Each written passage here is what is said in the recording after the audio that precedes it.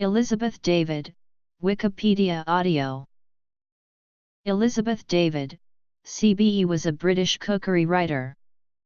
In the mid-20th century she strongly influenced the revitalization of home cookery in her native country and beyond with articles and books about European cuisines and traditional British dishes. Born to an upper-class family, David rebelled against social norms of the day. In the 1930s she studied art in Paris, became an actress, and ran off with a married man with whom she sailed in a small boat to Italy, where their boat was confiscated. They reached Greece, where they were nearly trapped by the German invasion in 1941, but escaped to Egypt, where they parted. She then worked for the British government, running a library in Cairo. While there she married, but she and her husband separated soon after and subsequently divorced. In 1946 David returned to England, where food rationing imposed during the Second World War remained in force. Dismayed by the contrast between the bad food served in Britain and the simple, excellent food to which she had become used in France, Greece, and Egypt, she began to write magazine articles about Mediterranean cooking. They attracted favorable attention, and in 1950, at the age of 36, she published a book of Mediterranean food. Her recipes called for ingredients such as aubergines, basil, figs, garlic, olive oil, and saffron, which at the time were scarcely available in Britain. Books on French, Italian and, later, English cuisine followed. By the 1960s David was a major influence on British cooking. She was deeply hostile to anything second-rate, and to over-elaborate cooking and bogus substitutes for classic dishes and ingredients. In 1965 she opened a shop selling kitchen equipment, which continued to trade under her name after she left it in 1973. Life and career. David's reputation rests on her articles and her books, which have been continually reprinted. Between 1950 and 1984 she published 8 books. After her death her literary executor completed a further 4 that she had planned and worked on. David's influence on British cooking extended to professional as well as domestic cooks and chefs and restaurateurs of later generations such as Terence Conran, Simon Hopkinson, Prue Leith, Jamie Oliver, Tom Parker Bowles and Rick Stein have acknowledged her importance to them. In the U.S., cooks and writers including Julia Child, Richard Olney, and Alice Waters have written of her influence. David was born Elizabeth Gwynne, the second of 4 children, all daughters, of Rupert Sackville Gwynne and his wife, the Hon Stella Gwynne, daughter of the 1st Viscount Ridley. Both parents' families had considerable fortunes, the Gwynnes from engineering and land speculation and the Ridleys from coal mining. Through the 2 families, David was of English, Scottish and Welsh or Irish descent and, through an ancestor on her father's side, also Dutch and Sumatran. She and her sisters grew up at Wootton Manor in Sussex, a 17th-century manor house with extensive, early 20th-century additions by Dietmar Bloch. Her father, despite having a weak heart, insisted on pursuing a demanding political career, becoming Conservative MP for Eastbourne, and a junior minister in Bonner Law's government. Overwork, combined with his vigorous recreational pastimes, chiefly racing, riding, and womanizing, brought about his death in 1924, aged 51. The widowed Stella Gwynne was a dutiful mother, but her relations with her daughters were distant rather than affectionate. Elizabeth and her sisters, Priscilla, Diana, and Felicita Copyright were sent away to boarding schools. Having been a pupil at Godstow Preparatory School, Elizabeth was sent to St. Clara's Private School for Ladies, Tunbridge Wells, which she left at the age of 16. The girls grew up knowing nothing of cooking, which in upper-class households of the time was the exclusive province of the family's cook and her kitchen staff. As a teenager, David enjoyed painting, and her mother thought her talent worth developing. In 1930 she was sent to Paris, where she studied painting privately and enrolled at the Sorbonne for a course in French civilization which covered history, literature, and architecture. She found her Sorbonne studies arduous and in many ways uninspiring, but they left her with a love of French literature and a fluency in the language that remained with her throughout her life. She lodged with a Parisian family, whose fanatical devotion to the pleasures of the table she portrayed to comic effect in her French provincial cooking. Nevertheless, she acknowledged in retrospect that the experience had been the most valuable part of her time in Paris.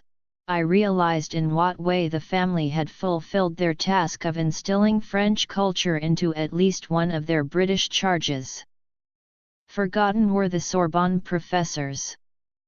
What had stuck was the taste for a kind of food quite ideally unlike anything I had known before. Stella Gwynn was not eager for her daughter's early return to England after qualifying for her Sorbonne diploma, and sent her from Paris to Munich in 1931 to study German. After returning to England in 1932, David unenthusiastically went through the social rituals for upper-class young women of presentation at court as a copyright butant and the associated balls. The respectable young Englishmen she met at the latter did not appeal to her. David's biographer Lisa Cheney comments that with her delicately smoldering looks and her shyness shielded by a steely coolness and barbed tongue, she would have been a daunting prospect for the young upper-class men she encountered. David decided that she was not good enough as a painter and, to her mother's displeasure, chose instead to become an actress. She joined J.B. Fagan's company at the Oxford Playhouse in 1933. Her fellow performers included Joan Hickson, who decades later recalled having to show her new colleague how to make a cup of tea, so unaware of the kitchen was David in those days. From Oxford, David moved to the open-air theatre in Regent's Park, London, the following year. She rented rooms in a large house near the park, spent a generous 21st birthday present on equipping the kitchen, and learned to cook. A gift from her mother of The Gentle Art of Cookery by Hilda Lyle was her first cookery book. She later wrote, "I wonder if I would have ever learned to cook at all if I had been given a routine Mrs. Beeton to learn from, instead of the romantic Mrs. Lyle with her rather wild, imagination-catching recipes." At Regent's Park, David made little professional progress. The company was distinguished, headed by Nigel Playfair and Jack Hawkins, and, in the leading female roles, Anna Neagle and Margaretta Scott. David was restricted to bit parts. Among her colleagues in the company was an actor 9 years her senior, Charles Gibson Cowan.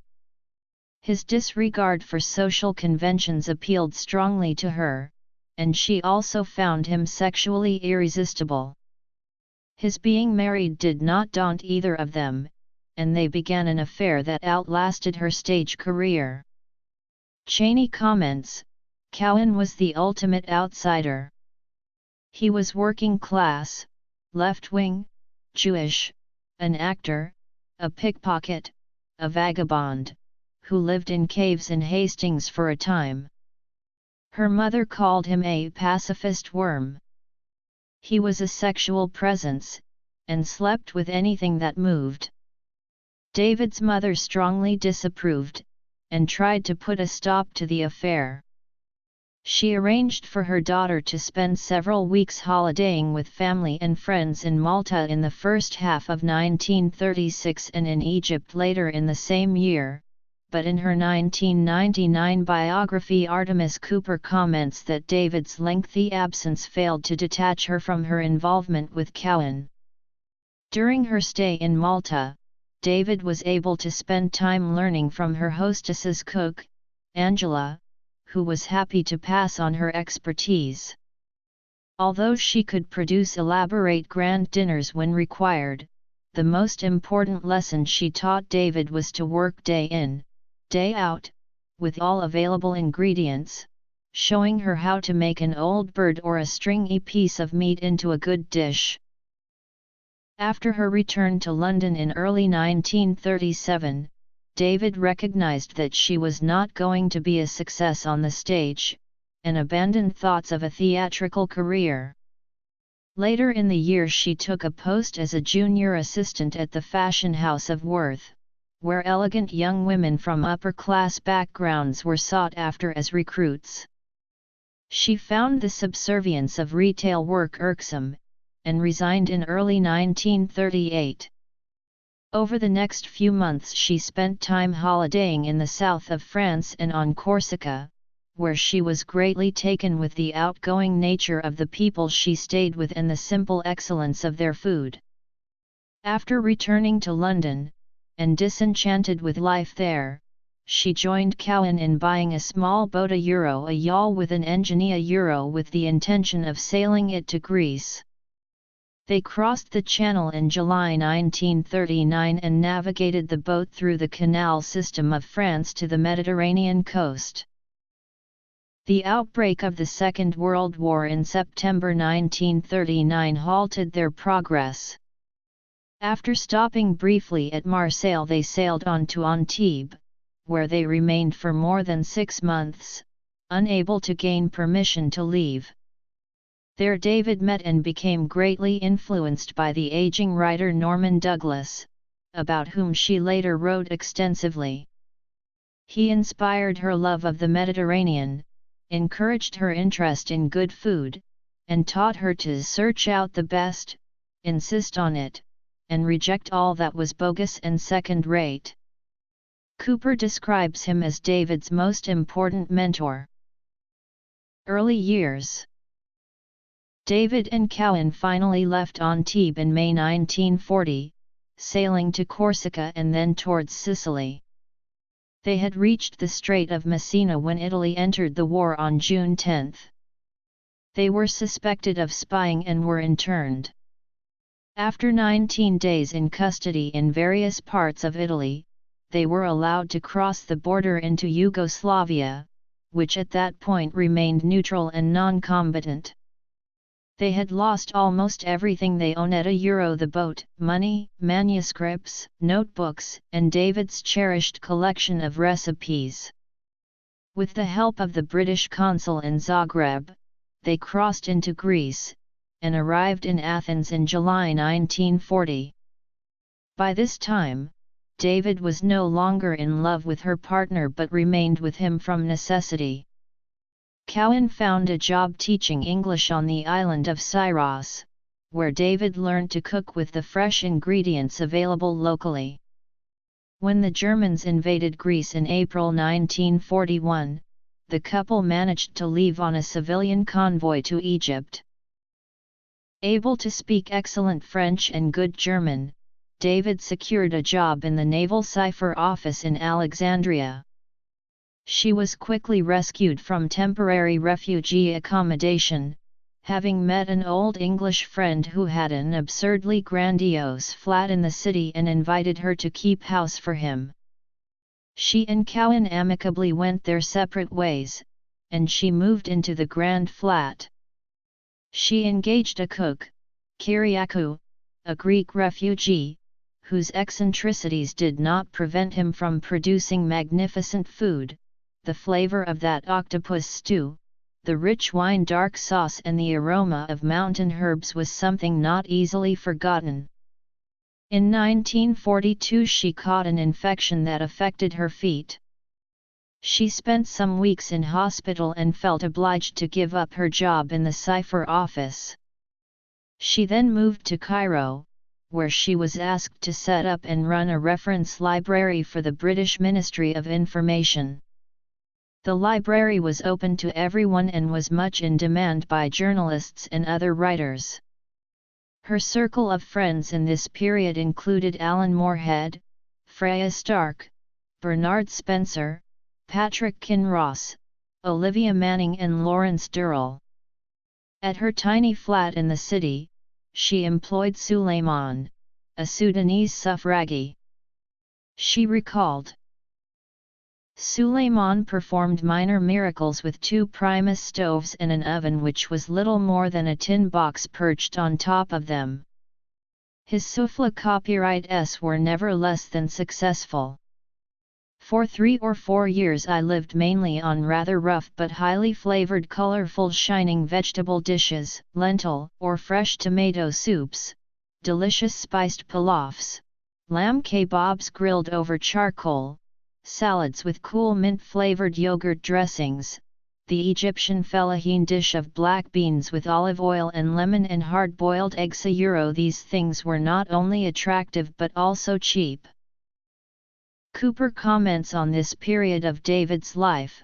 Pictures of her at the time show a quintessential librarian, dressed in a dark cardigan over a white shirt with a prim little collar buttoned up to the neck, but at night, dressed in exotic spangled caftans, she was a different creature, drinking at Heat Jockey's bar, eating at the Petit Coin de France, dancing on the roof of the Continental and then going on to Madame Badia's nightclub or the glamorous Auberge des Pyramids. In her years in Cairo, David had a number of affairs. She enjoyed them for what they were, but only once fell in love. That was with a young officer, Peter Latting, but the relationship came to an end when he was seriously wounded and returned to his native Canada. Several other of her young men fell in love with her, one of them was Lieutenant Colonel Anthony David. By now aged 30, she weighed the advantages and disadvantages of remaining unmarried until such time as the ideal husband might appear, and with considerable misgivings she finally accepted Tony David's proposal of marriage. The couple were married in Cairo on August 30, 1944. Within a year, Tony David was posted to India. His wife followed him there in January 1946, but she found life as the wife of an officer of the British Raj tedious, the social life dull, and the food generally frustrating. Later in life she came to appreciate the cuisine more, and wrote about a few Indian dishes and recipes in her articles and books. In June 1946, she suffered severe sinusitis and was told by her doctors that the condition would persist if she remained in the summer heat of Delhi. Instead, she was advised to go back to England. She did so, Cooper observes. She had been away from England for 6 years, and in that time she, and England, had changed beyond recognition. Returning after her years of Mediterranean warmth and access to a profusion of fresh ingredients, David found her native country in the post-war period grey and daunting, with food rationing still in force. She encountered terrible food. There was flour and water soup seasoned solely with pepper, bread and gristle rissoles, dehydrated onions and carrots, corned beef toad in the hole. I need not go on. In London, she met George LaSalle, a former lover of hers from Cairo days, and their affair was rekindled. The couple went to Ras-on-Wye in November 1946 for a week's break, but were stranded in the town by the season's inclement weather. Frustrated by the poor food provided by the hotel, she was encouraged by LaSalle to put her thoughts on paper. Hardly knowing what I was doing, I sat down and started to work out an agonized craving for the sun and a furious revolt against that terrible cheerless, heartless food by writing down descriptions of Mediterranean and Middle Eastern cooking. Even to write words like apricot, olives, and butter, rice and lemons, oil and almonds, produced assuagement. Later I came to realize that in the England of 1947, those were dirty words I was putting down. Actress. France, Greece, Egypt, and India. When her husband returned from India in 1947, David immediately separated from LaSalle and resumed the role of wife.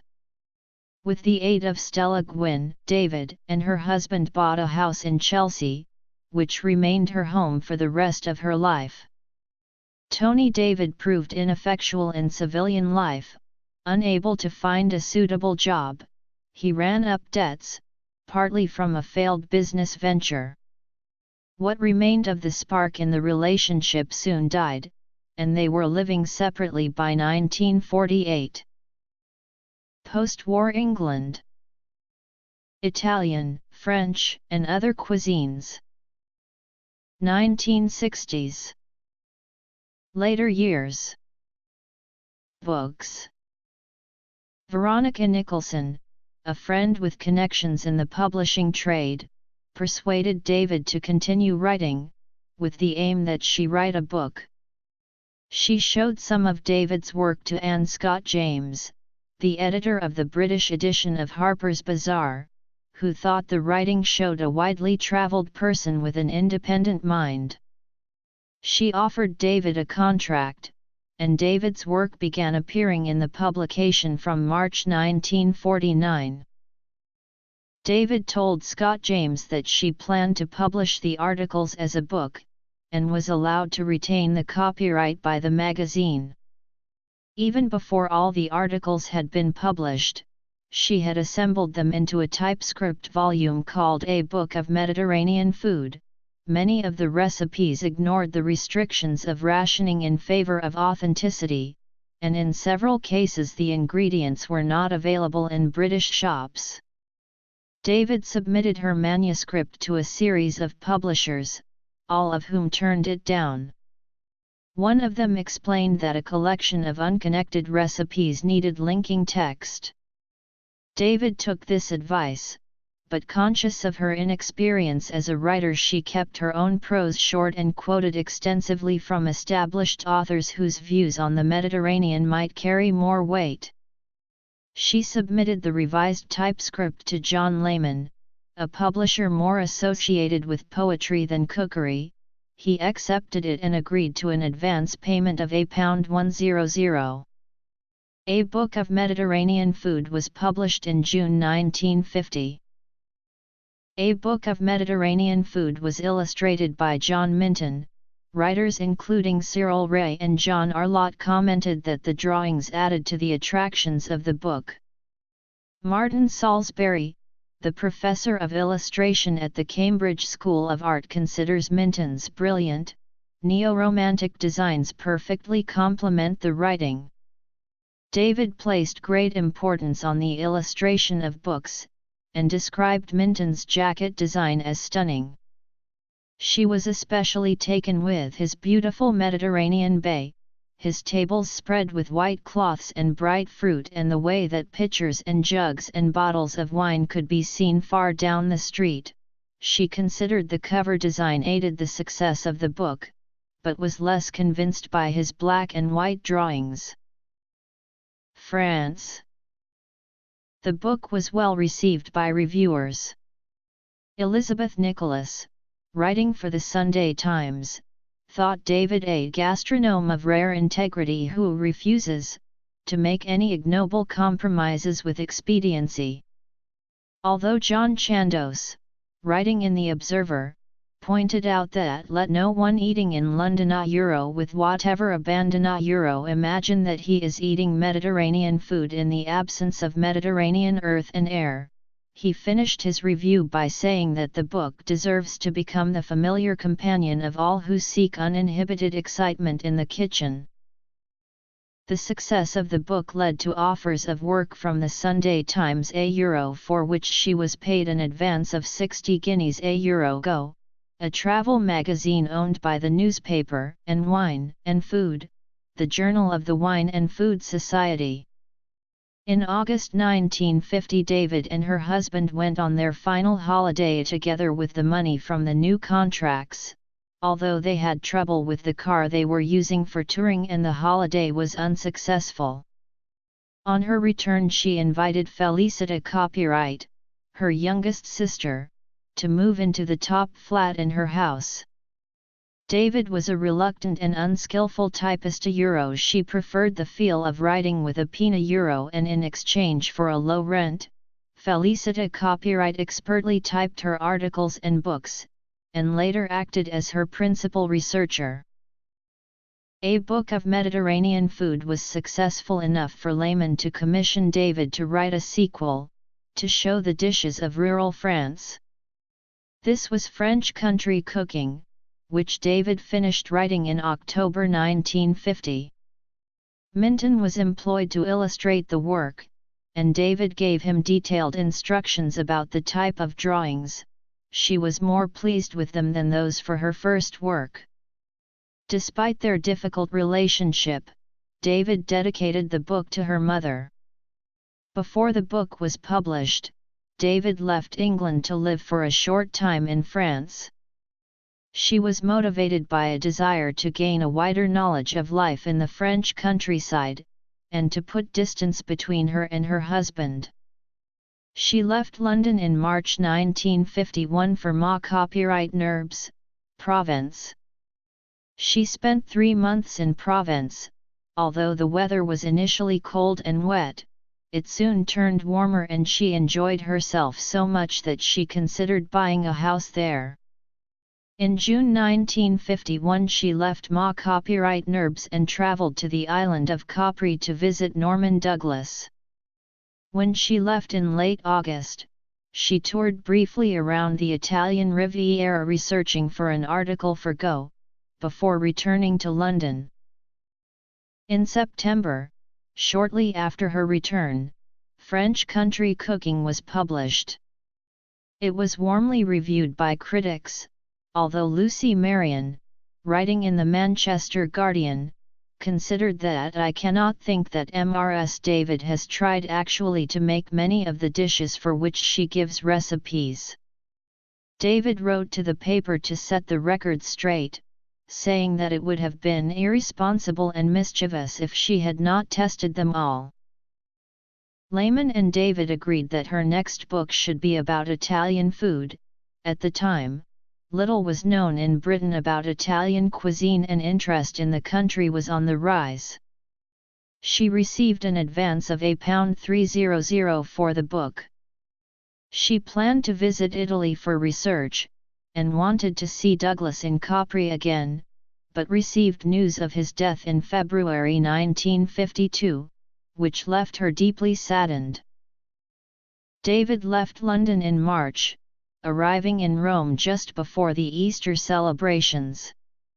She toured the country, watching cooks at home and in restaurants and making extensive notes on the regional differences in the cuisine. While in Rome she met the painter Renato Guttuso, deeply impressed by his work, particularly his still lifes. She asked if he would illustrate her book. To her surprise he agreed and, while considering the fee of £60 absurdly low, he kept to his word and produced a series of illustrations. Arriving back in London in October 1952, David began a relationship with an old flame from India, Peter Higgins, a divorced stockbroker. It was the beginning of the happiest period of her life. She spent the following months writing the book, recreating the recipes to work out the correct measurements. She felt less emotionally connected to Italy than with Greece and southern France and found the writing uncommonly troublesome, although as recipe after recipe came out. I realized how much I was learning, and how enormously these dishes were enlarging my own scope and enjoyment. Italian Food was published in November 1954. At the time, many of the ingredients used in the recipes were still difficult to obtain in Britain. Looking back in 1963, David wrote, Italy. In Soho but almost nowhere else, such things as Italian pasta, and Parmesan cheese, olive oil, salami, and occasionally Parma ham were to be had, with southern vegetables such as aubergines, red and green peppers, fennel, the tiny marrows called by the French courgettes and in Italy zucchini, much the same situation prevailed. Italian Food was warmly received by reviewers and the public, and the first print run sold out within 3 weeks. The Times literary supplement book reviewer wrote, "More than a collection of recipes, this book is in effect a readable and discerning dissertation on Italian food and regional dishes, and their preparation in the English kitchen." Freya Stark, reviewing for The Observer, remarked, "Mrs. David may be counted among the benefactors of humanity." In the Sunday Times, Evelyn Waugh named Italian Food as one of the 2 books that had given him the most pleasure in 1954. Other Mediterranean lands and beyond. By the time she completed Italian Food, Lehman's publishing firm had been closed down by its parent company, and David found herself under contract to MacDonald, another imprint within the same group. She intensely disliked the company and wrote a most unflattering portrait of it in a 1985 article. Disapproving of the approach to her books that the company took, her agent, Paul Scott, persuaded MacDonald to relinquish their option on the next book. David signed instead with the publisher Museum Press for her next book, Summer Cooking, which was published in 1955. Summer Cooking was illustrated by David's friend, the artist Adrian Daintré. He would visit her at home and sketch her in the kitchen while she cooked a lunch for them both. Unconstrained by the geographical agendas of her first 3 books, David wrote about dishes from Britain, India, Mauritius, Russia, Spain, and Turkey, as well as France, Italy, and Greece. The book reflected her strong belief in eating food in season. She loved the pleasure of rediscovering each season's vegetables and thought it rather dull to eat the same food all year round. She said that her aim was to put England. Collections of essays and articles. Booklets. Emphasis on 2 aspects of cookery which are increasingly disregarded: the suitability of certain foods to certain times of the year, and the pleasures of eating the vegetables, fruits, poultry, meat, or fish which is in season, therefore at its best, most plentiful, and cheapest.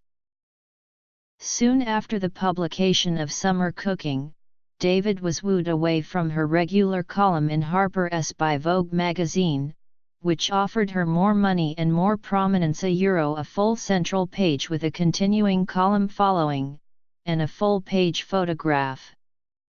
The new contract meant she also wrote for Vogue's sister magazine House and Garden. Audrey Withers, the editor of Vogue, wanted David to write more personal columns than she had done for Harper's, and paid her £1.20 a month for food ingredients and from time to time £100 for research trips to France. David visited several areas of France, completing her research for her next book, French Provincial Cooking, which was the culmination and synthesis of a decade of work and thought. Published in 1960, it is, according to Cooper in the Oxford Dictionary of National Biography, the book for which she would be best remembered.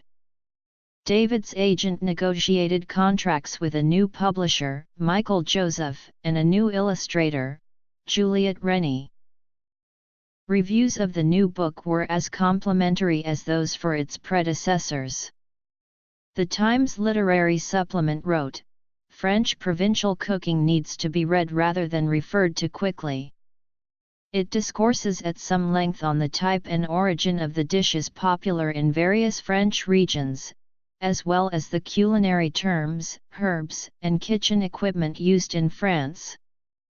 But those who can give the extra time to this book will be well repaid by dishes such as La Bourride de Charles B.A. copyright Rod and Cassolette Columbia copyright.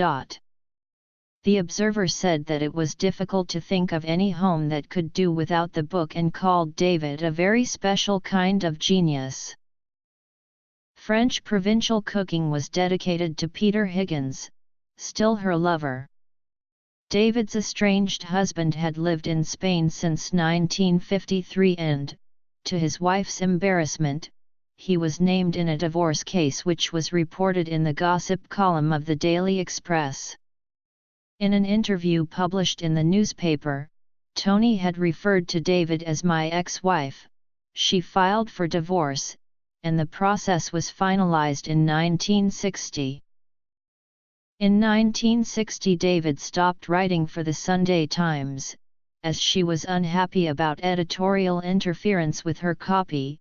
Soon afterwards she also left Vogue as the change in direction of the magazine did not suit the style of her column. She joined the weekly publications The Spectator, Sunday Dispatch and the Sunday Telegraph. Her books were now reaching a wide public, having been reprinted in paperback by the mass-market publisher Penguin Books, where they sold more than 1 million copies between 1955 and 1985. Her work also had an impact on British food culture. The historian Peter Clark considers that the seminal influence of Elizabeth David's French provincial cooking, with its enormous sales as a Penguin paperback, deserves historical recognition. Cooper considers that David's professional career was at its height. She was hailed not only as Britain's foremost writer on food and cookery, but as the woman who had transformed the eating habits of middle-class England. David's private life was less felicitous. In April 1963 her affair with Higgins came to an end when he remarried. For a period she drank too much brandy and resorted too often to sleeping pills. Probably as a result of these factors and overwork, in 1963, when she was 49, David suffered a cerebral hemorrhage. She kept the news of the event within her close circle of friends. None of the editors of the publications she worked for were aware of the collapse, as she did not want her reputation as a hard worker to be damaged. She recovered, but her confidence was badly shaken and her sense of taste was temporarily affected. For a period she could not taste salt, or the effect salt had on what she was cooking, but her sense of the smell of frying onions was so enhanced as to be unpleasant for her. In November 1965, together with 4 business partners, David opened Elizabeth David Ltd., a shop selling kitchen equipment, at 46 Bourne Street, Pimlico. The partners were spurred on by the closure of a professional kitchenware shop in Soho on the retirement of its owner, and the recent success of Terence Conran's Habitat shops, which sold among much else imported kitchen equipment for which there was evidently a market.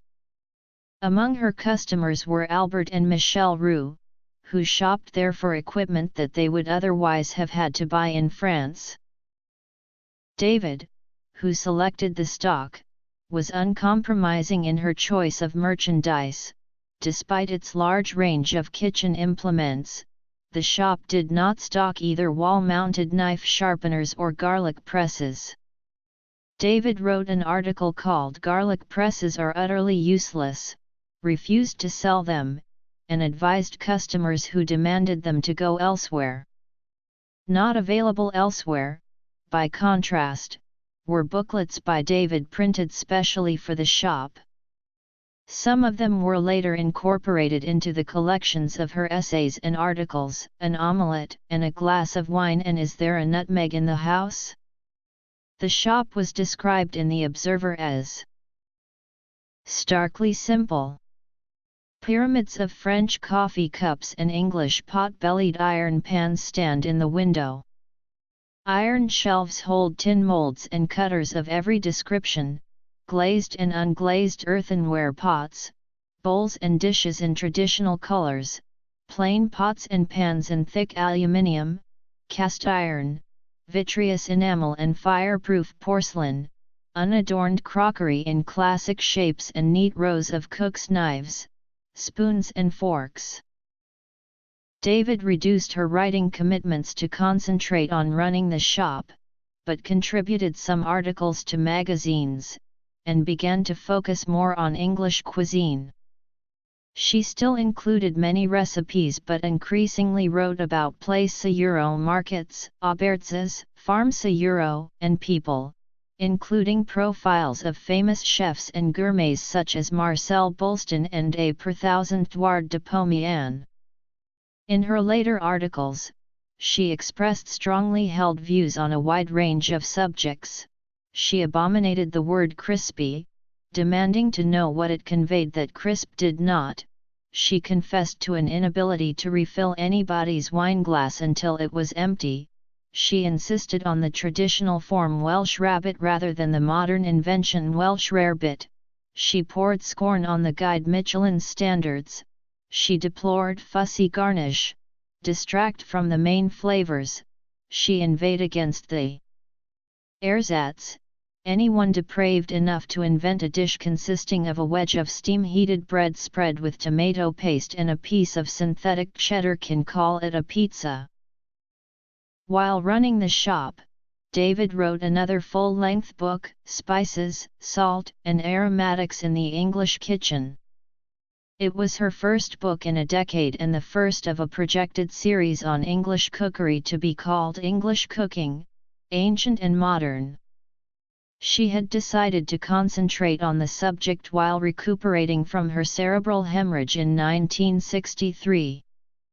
The book was a departure from her earlier works and contained more food history about what she called the English preoccupation with the spices and the scents, the fruit, the flavorings, the sources and the condiments of the Orient, near and far. Elizabeth David Ltd was never more than modestly profitable, but David would not lower her standards in search of a commercial return. A new manager was brought in to run the shop and David fought against many of his changes, but she was always in the minority against her fellow directors. The stress of disagreements over company policy Euro and the deaths of her sister Diana in March 1971 and her mother in June 1973 Euro contributed to health problems and she suffered from chronic fatigue and swollen, ulcerous legs. Gradually her business partners found her commercial approach unsustainable, and in 1973 she left the company. To her annoyance, the shop continued to trade under her name, although she tried periodically to persuade her former colleagues to change it. David's second book on English food was English Bread and Yeast Cookery, which she spent 5 years researching and writing. The work covered the history of bread making in England and an examination of each ingredient used. She was angered by the standard of bread in Britain and wrote, "What is utterly dismaying is the mess our milling and baking concerns succeed in making with the dearly bought grain that goes into their grist. Quite simply it is wasted on a nation that cares so little about the quality of its bread that it has allowed itself to be mesmerized into buying the equivalent of 8.25 million large white factory-made loaves every day of the year." In 1977 David was badly injured in a car accident sustaining a fractured left elbow and right wrist, a damaged kneecap and a broken jaw from which she took a long time to recover. While she was in hospital, English Bread and Yeast Cookery was published. Its scholarship won high praise, and Jane Grigson, writing in the Times Literary Supplement, suggested that a copy of the book should be given to every marrying couple, while Hilary Sperling, reviewing for The Observer, thought that not only was it a scathing indictment of the British bread industry, but one done with orderliness, authority, phenomenal scope, and fastidious attention to detail. Some of the research David undertook for English bread and yeast cookery was done with Jill Norman, her friend and publisher. The pair decided that they should produce 2 further books, Ice and Ices, and a collection of David's early journalism. Like her book on bread, the scope for Ice and Ices grew the more David researched the subject. The compilation of existing essays and press articles took less time, and in 1984 An Omelette and a Glass of Wine was published, edited by Norman, who became David's literary executor and edited further David works after the author's death. The death in 1986 of her younger sister Felicita Copyright, who had lived in the top floor of her house for 30 years, was a severe blow to David. She began to suffer from depression and went to the doctor after suffering chest pains. He diagnosed tuberculosis and she was hospitalized. After an uncomfortable time over a 3-month stay in hospital, where the drugs she was prescribed had side effects that affected her clarity of thinking, her friend, the wine importer and writer Gerald Asher, arranged for her to stay with him in California to recuperate. David made several visits to California, which she much enjoyed, but her health began to fail. Because her legs had been troublesome for some time, she suffered a succession of falls which resulted in several spells in hospital. She became increasingly reclusive, but, despite spending periods in bed at home, she continued to work on Ice and Ices. She realized that she would not be able to finish the work, and asked Norman to complete it for her. It was published in 1994, under the title Harvest of the Cold Months.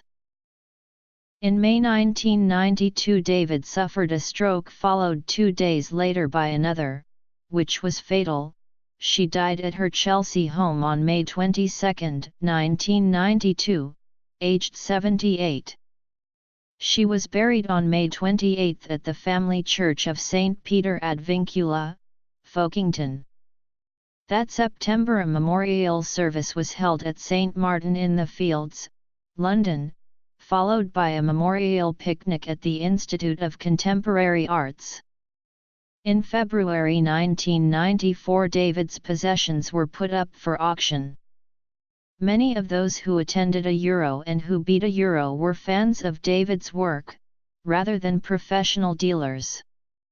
Prue Leith paid £100 for David's old kitchen table because it was where she cooked her omelettes and wrote most of her books. The auction's total receipts were 3 times the expected value.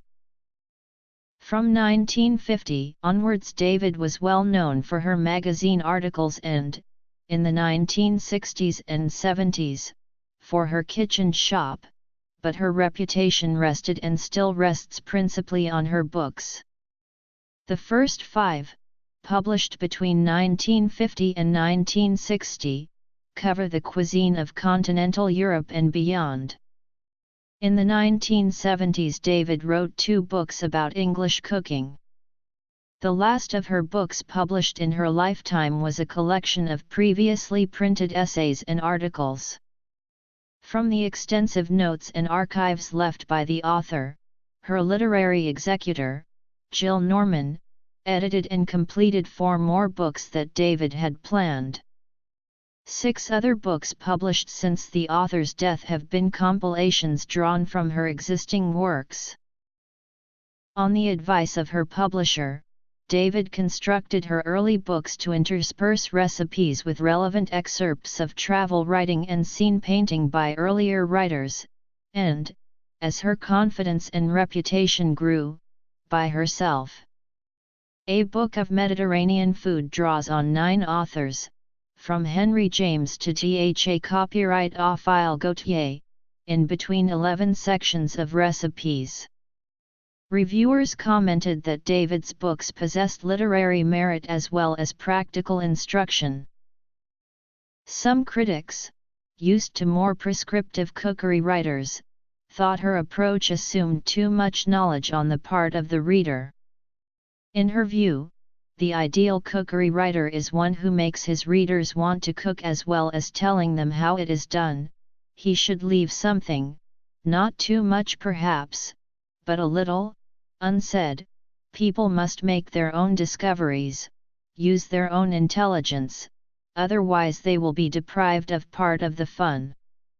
In the New York Times, Craig Claiborne wrote admiringly of David, but remarked that because she assumed her readers already knew the basics of cooking, she would be valued more by those with a serious regard for food than by those with a casual interest. The writer Julian Barnes commented that as an amateur cook he found David's terse instructions intimidating.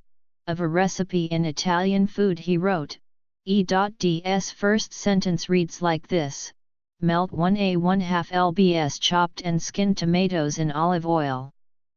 Melt a tomato. Could it be that Elizabeth David was too good a writer to be a food writer? A later cook, Tom Parker Bowles, observes, "You don't turn to Elizabeth David for nannying, step-by-step instruction, or precise amounts and timing. She assumes you know the basics, and is a writer who offers inspiration, and wonderful, opinionated prose. Her recipes are timeless, and all her books wonderful works of reference as well as beautiful reads." The 8 books and 8 booklets by David published in her lifetime cover the food of France, Italy, the rest of the Mediterranean and beyond, into Asia, and England. 2 of David's best-known books focus on the cuisine of France, French country cooking and French provincial cooking. France features prominently, though not exclusively, in another 2, A Book of Mediterranean Food and Summer Cooking. She set the pattern for her books by grouping recipes by category, with sections linked by her chosen passages from literature. In her first book, Mediterranean Food, David presented chapters on soups, eggs and luncheon dishes, fish, meat, substantial dishes, poultry and game, vegetables, cold food and salads, sweets, jams, chutneys and preserves, and sauces. She broadly followed this pattern in her next 4 books. David's view on the place of French cooking in the hierarchy of world cuisine is set out in her introduction to French country cooking. French regional and peasant cookery, at its best, is the most delicious in the world, cookery which uses raw materials to the greatest advantage without going to the absurd lengths of the complicated and so-called haute cuisine. She was a firm believer in the traditional French approach to buying and preparing food. Good cooking is honest, sincere, and simple, and by this I do not mean to imply that you will find in this, or indeed any other book, the secret of turning out first-class food in a few minutes with no trouble. Good food is always a trouble, and its preparation should be regarded as a labor of love, and this book is intended for those who actually and positively enjoy the labor involved in entertaining their friends and providing their families with first-class food. Though not neglecting elaborate dishes she devoted 6 pages to the choice of ingredients for and cooking of pot au feu or lievre la royale David regarded simple everyday cooking as in some ways more demanding, and gave many recipes for the kind of food which is eaten frequently in thrifty French households, and it is very good. David emphasized the importance to cooks of careful and knowledgeable shopping for ingredients. She wrote chapters about French markets such as those at Cavaillon, Yvetot, Montpellier, Martigues, and Valence. Despite a widespread perception that her view of food was essentially Mediterranean, French provincial cooking, by far her longest book to date, surveyed the cuisine of France from Normandy and the Lys de France to Alsace, Burgundy, the Loire, Bordeaux and the Basque Country, as well as the South. Looking at the entire field of cookery books, Jane Grigson regarded this as the best and most stimulating of them all. Unlike its two predecessors, Mediterranean food and French country cooking, David's Italian food drew little from anything she had already written. She spent many months in Italy researching it before starting work on the manuscript. With two successful books already published, David felt less in need of extracts from earlier writers to bolster her prose, and interspersed the recipes with her own essays and introductions to the various sections. The book begins with a chapter on the Italian store cupboard, giving British cooks, who at that time were generally unacquainted with most of Italy's cuisine and methods, an insight into Italian herbs, spices, tinned, bottled or dried staples including anchovies, tuna, fungi, prosciutto, and chickpeas, and Italian essentials such as garlic and olive oil, both seldom seen in Britain in the early 1950s. The rest of the book follows the basic pattern of the earlier works, with chapters on soups, fish, meat, vegetables, and sweets, with the addition of extra subjects relevant to Italian food, pasta asciutta, ravioli, and gnocchi, rice, and Italian wine. In addition to those in Italian food, there are many Italian recipes and descriptions of the land and the people in David's other works. The first recipe in her first book, Mediterranean Food a Euro Soup au Pistoie Euro, is of Genoese origin. Also in that book are recipes for bocconcini, osso buccio, and several Italian pasta and chicken dishes. Among the recipes in summer cooking is peperonata, which was reprinted as the title article in a later selection from David's works. In An Omelette and a Glass of Wine, David printed Italian recipes including soups and omelettes made with hops. Also in that book are substantial essays on Italian people and places. Is There a Nutmeg in the House? Includes a 6-page article on vegetable dishes from Mantua, and another of similar length on the variations of pizza in Italy and beyond. When David's first book, Mediterranean Food, was published in 1950, the British public was still enduring food rationing after the Second World War. Her evocation of the everyday plenty and excellence of Mediterranean food was revelatory, and although she did not reach a wide public until cheap paperback editions of her books came out in the mid-1950s, reviewers immediately spotted her importance.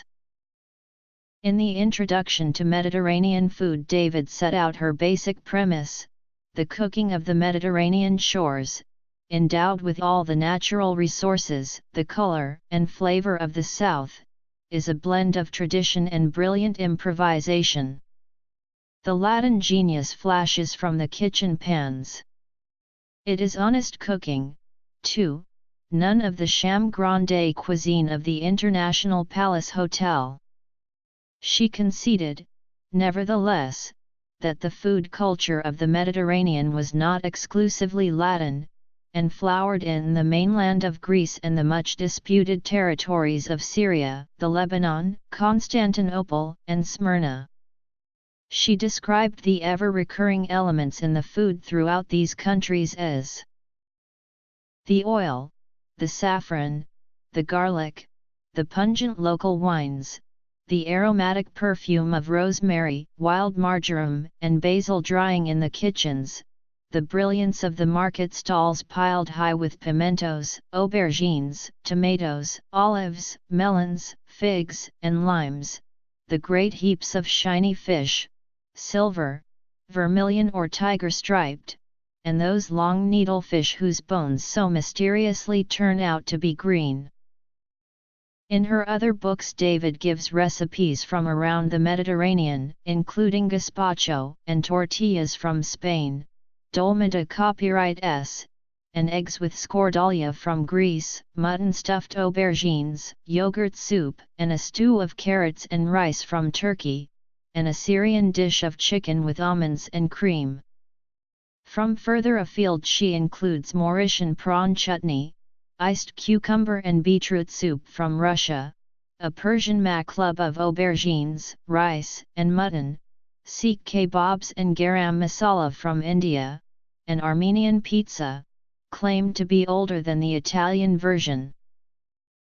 In a 2012 survey for the Australasian University's Language and Literature Association, Karati Culver writes, "It is David's language, particularly her use of description, that most strongly enforces the narrative and literary quality of Mediterranean food. Her imagery, anecdotes, and literary quotes transform her recipes into stories of experience and memory. Ingredients and dishes are not just given as part of a list of instructions, but represented as part of a specific culture. Spices, salt, and aromatics in the English kitchen and English bread and yeast cookery include a few British dishes from outside England, such as Scottish Arbroath smokies and bannocks, and Welsh salt duck and bara brith." David, like many of her generation and class, used the terms England and English to refer to the whole of Britain. Some writers have believed David neglected the cooking of her own country in favor of Mediterranean cuisine. In the humorous magazine Punch, Humphrey Lyttelton held that she preferred inaccessible and often indigestible saucisons to the splendid Cumberland sausage. More recently, a British journalist, Tim Hayward, accused her of wide-eyed romantic twaddle, excessively focused on France and the Mediterranean.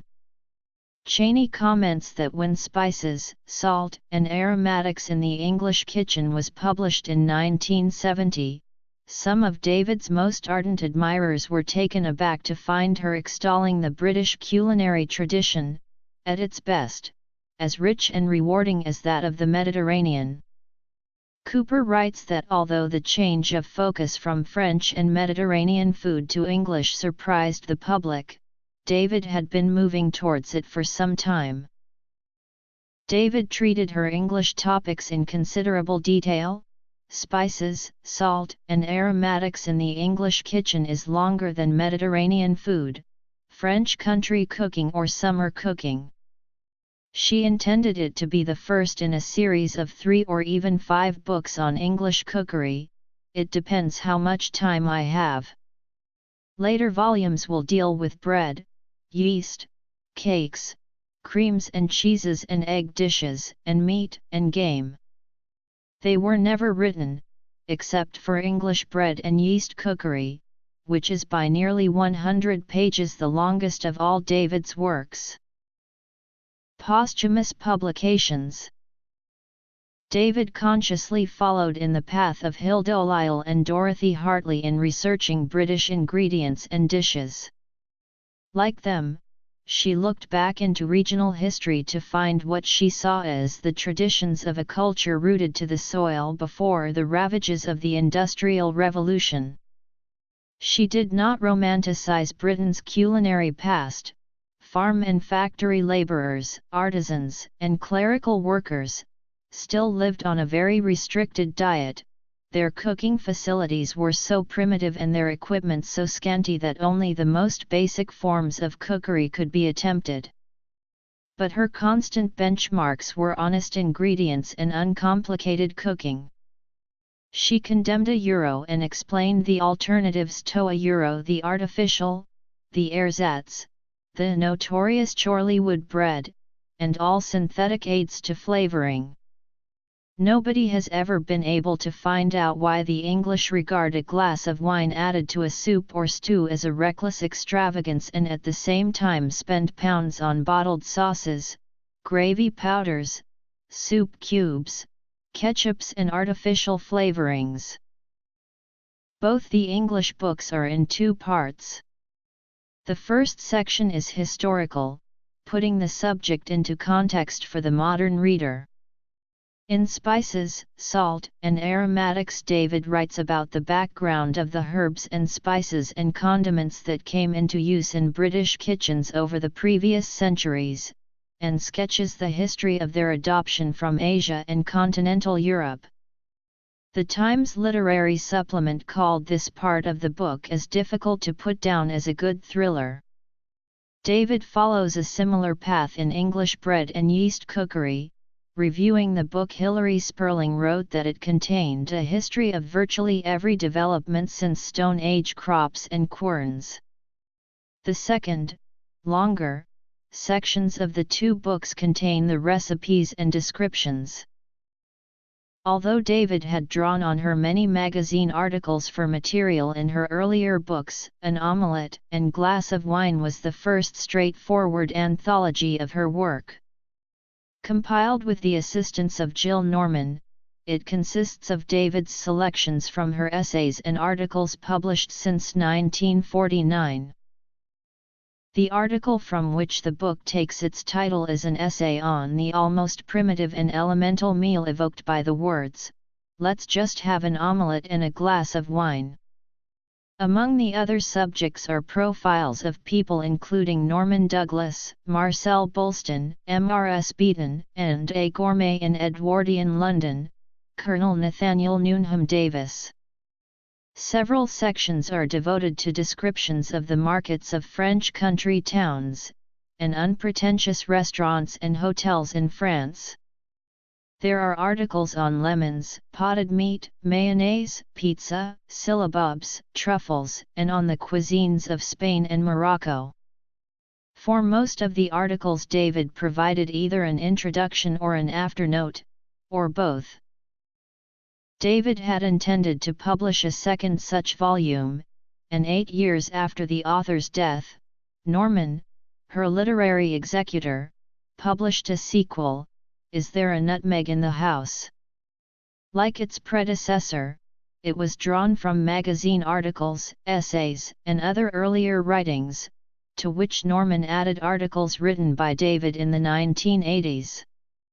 The first section of the book is a short autobiographical piece, a rarity from David, who guarded her privacy carefully. David's interest in the historical aspects of cuisine is given scope in essays on the history of Oxo and Bovril, Alexis Soyer, and the potato.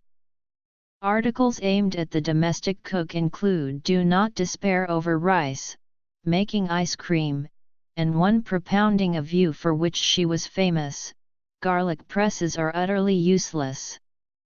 The New York Times called the book this very appealing, completely absorbing miscellany.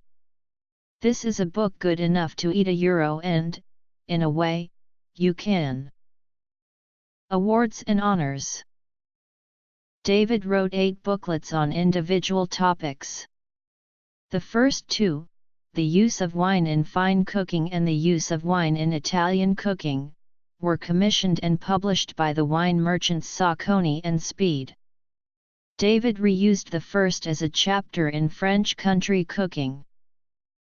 For her kitchen equipment shop, David wrote Dried Herbs, Aromatics, and Condiments, English Potted Meats and Fish Pastes, The Baking of an English Loaf, Syllabubs and Fruit Fools, and Green Pepper Berries.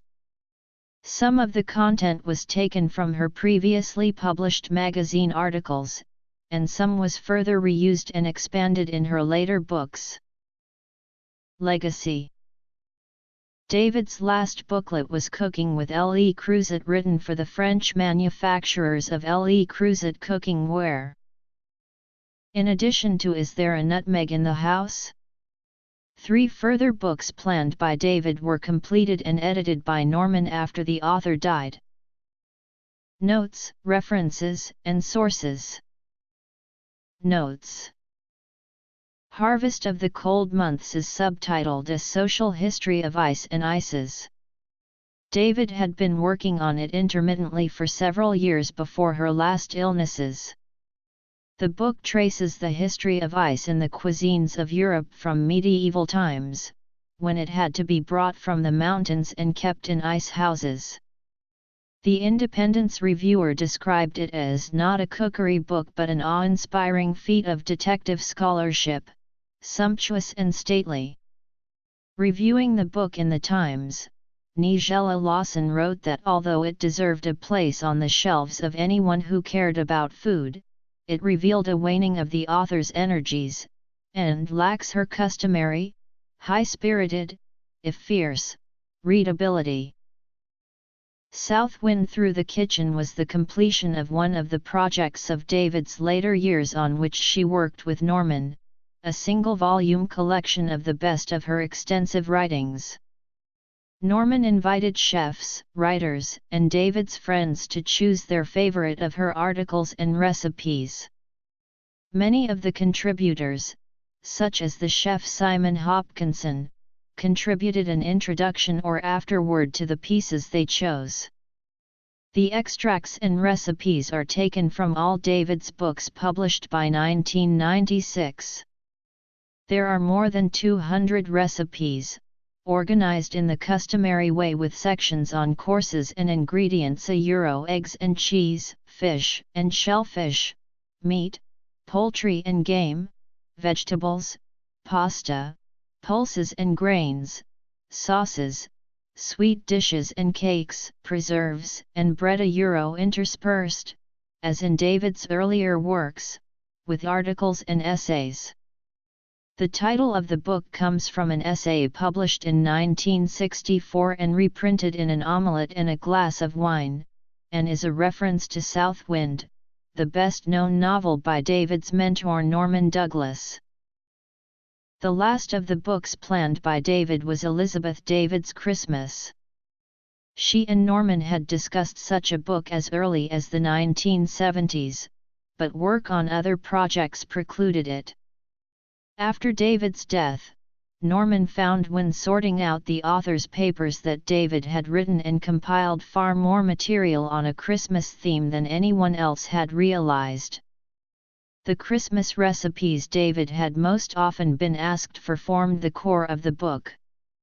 Together with some Christmas recipes from Mediterranean food, French provincial cooking, and spices, salt, and aromatics in the English kitchen, and revised articles published in previous years in magazines, they were turned into a 214-page work.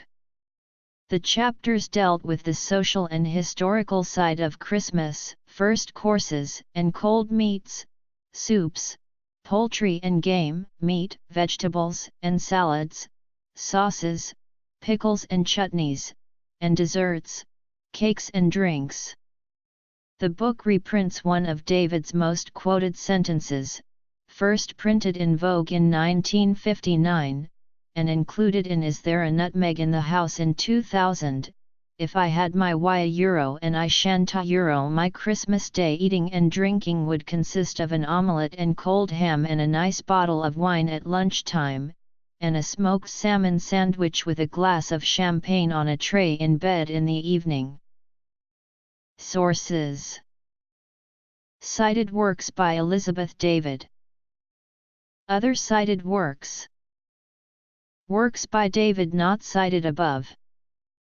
Between 1995 and 2011, Penguin Books issued 4 paperback selections from David's books: I'll Be With You in the Squeezing of a Lemon, Peperonata and Other Italian Dishes, Of Pageants and Picnics, and A Taste of the Sunday. 2 further hardback selections of David's writings were published, with Norman as editor. At Elizabeth David's Table was published to mark the 60th anniversary of David's first book. With prefatory contributions from several prominent British chefs including Hopkinson, Hugh Fearnley-Whittingstall, Rose Gray, and Jamie Oliver, it comprises recipes and essays from David's previously published works. There are 12 chapters, covering the various courses of a dinner from soups to desserts, and other topics such as baking, cooking fast and fresh, and David's descriptions of French and Italian markets. Elizabeth David on vegetables was drawn principally from Mediterranean food, Italian food, French provincial cooking and an omelette and a glass of wine.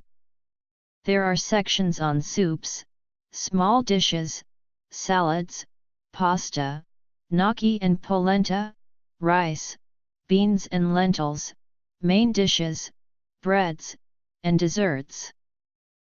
David won the Glenfiddich Writer of the Year Award in 1978 for English bread and yeast cookery. She was also awarded honorary doctorates by the Universities of Essex and Bristol, and the award of a Chevalier de l'Ordre du Mont Copyright Right Agricole. In 1976 she was appointed as an Officer of the Order of the British Empire, and promoted to Commander of the Order in 1986. The honor that most pleased her, however, was being made a Fellow of the Royal Society of Literature in 1982 in recognition of her skills as a writer. In 2012, to mark the Diamond Jubilee of Elizabeth II, David was chosen by BBC Radio 4 as one of the 60 Britons who have been most influential during the 60 years of the Queen's reign. In 2013 her portrait was one of a series of first-class stamps issued to celebrate the centenary of 10 Great Britons. In 2016 an English Heritage Blue plaque was erected on her former home at 24 Halsey Street, Chelsea, where she had lived for 45 years. She was the first food writer to receive this form of recognition. The obituaries for David were warm and full of praise for her work and legacy. In The Guardian, the food writer Christopher Driver called her this century's most influential cookery writer and scholar in English, while the obituarist for The Times wrote, Elizabeth David was the doyen of English cookery writers. She influenced the generations who came after her, whether they, too, were intending to be culinary experts or merely taking a well-thumbed Elizabeth David penguin from the kitchen shelf for the next day's dinner party. Elizabeth David says, was the regular way of resolving how much spicy a euro and which spice a euro should be added to a stew and how much garlic should be put in a dressing. At its best, her prose was as precise as her instructions, unlike that of some of her predecessors who sometimes wrapped up advice on what to do in the kitchen with impenetrable sentences. She was a pleasure to read, a stylist of true distinction. Perhaps only in Britain would she have been classified as a food writer, too often rather a damning phrase. Elizabeth David combined a scholar's feeling for history with the traveller's gift of conveying a sense of place. David's writing had an impact on the cultural approach of the British towards food. According to the food journalist Joanna Blythman, she performed both a cultural and gastronomic miracle in post-war Britain by introducing the nation to a vision of fresh continental food, while the writer Rose Prince considers that David changed forever the way British people cook. Janet Floyd, Professor of American Literature at King's College London, argues that David was not a driver of change, but came to epitomize that change. The literary historian Nicola Humble observes that the food revolution of the post-war years would probably have happened without Elizabeth David, though in her absence it would have happened very differently. Janet Floyd, the professor of American literature, identifies that David showed little interest in appealing to or engaging with an audience outside a social elite. Cooper addresses the same point, although highlights a positive review of French provincial cooking in the Daily Worker a newspaper that represented the Communist Party of Great Britain as evidence that David had a broader readership than some give her credit for. David has appeared in fictional form at least twice. In 2000 a novel, Lunch with Elizabeth David by Roger Williams, was published by Carol and Graf, and in 2006 the BBC broadcast Elizabeth David, A Life in Recipes, a film starring Catherine McCormack as David and Greg Wise as Peter Higgins. In 1998 Lisa Cheney published a biography of David. The journalist Paul Levy found it hasty, botched, although in the New York Times Laura Shapiro considered it comprehensive. The following year an authorized biography, Writing at the Kitchen Table, was published by Artemis Cooper. She also wrote the entry for David in the Dictionary of National Biography in 2004. David's papers are at the Schlesinger Library at the Radcliffe Institute for Advanced Study, Harvard University. David's passion for cookware proved influential on the style of the time. Conran acknowledges that her work formed an important part of the learning process that led to Habitat, and the success of the Elizabeth David Ltd outlet contributed to a demand for French provincial cookware. David went to great lengths to ensure the illustrators of her books got small details right. In a draft introduction for French provincial cooking, she wrote, "I was anxious that such details should be put on record because some of these regional cooking pots are already becoming very hard to find in France, so that in some sense Juliette Rennie's drawings constitute a little historical record in their own right."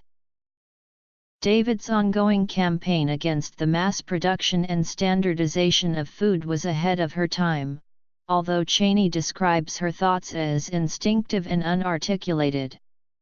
One of David's passions, the premise of buying local produce in season and preparing it simply, is a message continued by Stein, Slater, and Fearnley Whittingstall. Fellow cooks and chefs have acknowledged David's influence on their own and their colleagues' works. Her contemporary Jane Grigson wrote in 1967, "Nobody can produce a cookery book these days without a deep appreciation of Elizabeth David's work." Grigson later wrote, "Basil was no more than the name of bachelor uncles, courgette was printed in italics as an alien word, and few of us knew how to eat spaghetti or pick a globe artichoke to pieces. Then came Elizabeth David like sunshine, writing with brief elegance about good food, that is, about food well contrived, well cooked. She made us understand that we could do better with what we had." Rick Stein, a more recent chef, says that David was such an influence on his early work that he used one of Minton's illustrations from a book of Mediterranean food on his menus when he first opened a restaurant. Others, including Nigel Slater, Gordon Ramsay, Jamie Oliver, Prue Leith, and Clarissa Dixon Wright, have been influenced by David. Dixon Wright said that David taught me that food is more than cooking, it is poetry and passion as well. She also taught me never to settle for culinary second best. Norman quotes Leith as being quite shocked when she asked students at a catering college how many of them had read David's books, and not a single one raised a hand. "But the books do sell €1. I see the royalty statements €1 and you see her influence in the cooking of Jeremy Lee, Sean Hill, and Rolly Lee." David's influence traveled further afield than Britain, and Marion Burroughs, in the New York Times wrote in 1992 that dozens of the young chefs who have brought glory to American cooking over the last 2 decades are indebted to Mrs. David. The same year, the journalist Susan Parsons wrote in the Canberra Times that every leading Australian chef over the age of 40 pays tribute to Elizabeth David as a major influence on their approach to food. More modern Australian cooks, such as Kylie Kwong, have also cited David as a continuing influence on their work. Michael Bateman, the food critic for The Independent, considered that David will be remembered as a far greater influence on English food than Mrs. Beeton, the writer Auberon Waugh wrote that if asked to name the woman who had brought about the greatest improvement in English life in the 20th century, my vote would go to Elizabeth David. David's biographer Cooper concludes her Oxford Dictionary of National Biography article thus: David was the best writer on food and drink this country has ever produced. When she began writing in the 1950s, the British scarcely noticed what was on their plates at all, which was perhaps just as well. Her books and articles persuaded her readers that food was one of life's great pleasures, and that cooking should not be a drudgery but an exciting and creative act. In doing so, she inspired a whole generation not only to cook, but to think about food in an entirely different way.